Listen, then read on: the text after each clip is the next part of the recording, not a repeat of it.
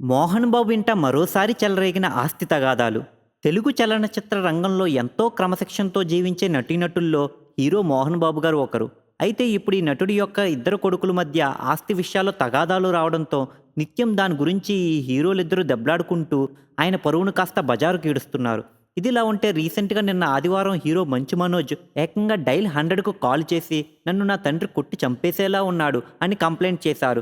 దీంతో పోలీసులు ఒక్కసారిగా ఎలక్ట్ అయ్యి మోహన్ బాబు గారి ఇంటికి జీపులు వేసుకుని మరీ వెళ్లారు. అప్పుడు మోహన్ బాబు గారు పోలీసులతో ఇలా అన్నారు, "నేను వాడిని కొట్టడం ఏంటి? వాడే నన్ను కొట్టి చంపేసేలా ఉన్నాడు" అంటూ రివర్స్ కొడుకు మీదే కంప్లైంట్ చేశారు. ఇలా తండ్రి కొడుకులు ఇద్దరు ఒకరి మీద ఒకరు ఫిర్యాదులు ఇస్తుంటే పోలీసులు సీరియస్‌గా ఇలా అన్నారు, "నోట్‌తో చెప్పడం కాదు సార్, లిఖితపూర్వకంగా స్టేషన్‌కొచ్చి కంప్లెయింట్ ఇవ్వండి" అని చెప్పి అక్కడి నుంచి వచ్చేశారు. అయితే ఇలా పరస్పర కంప్లెయింట్స్‌తో నిన్న ఆదివారం ఉదయం అంతా హెడ్‌లైన్స్‌లో ఉన్న ఈ తండ్రి కొడుకులు ఆ తరువాత ఇంట్లో ఏం పడ్డారో తెలియదు కానీ కట్ చేస్తే సాయంత్రం మంచు మనోజ్ ఒంటి నిండా గాయాలతో జూబ్లీహిల్స్ హాస్పిటల్లో అడ్మిట్ అయ్యేందుకు వచ్చారు. ఆయనను మీడియా ప్రశ్నించేందుకు ప్రయత్నించినా సరే మనోజ్ కానీ లేదా ఆమె భార్య కానీ నోరు మాత్రం విప్పలేదు. అయితే మనోజ్కి ట్రీట్మెంట్ చేయడానికి ముందు డాక్టర్స్ కూడా నిరాకరించారు. ఎందుకంటే ఆయన ఒంటికి తగిలిన గాయాలన్నీ కుట్రపూరితంగా జరిగినవిగా వారు గుర్తించారు.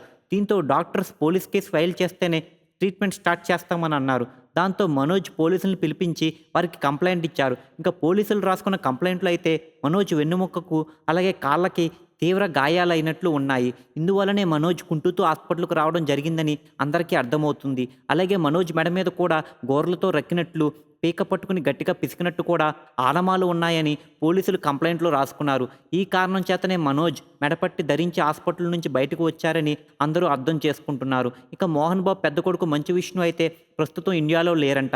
షూటింగ్ పని మీద దుబాయ్‌లో ఉన్నారని టాక్.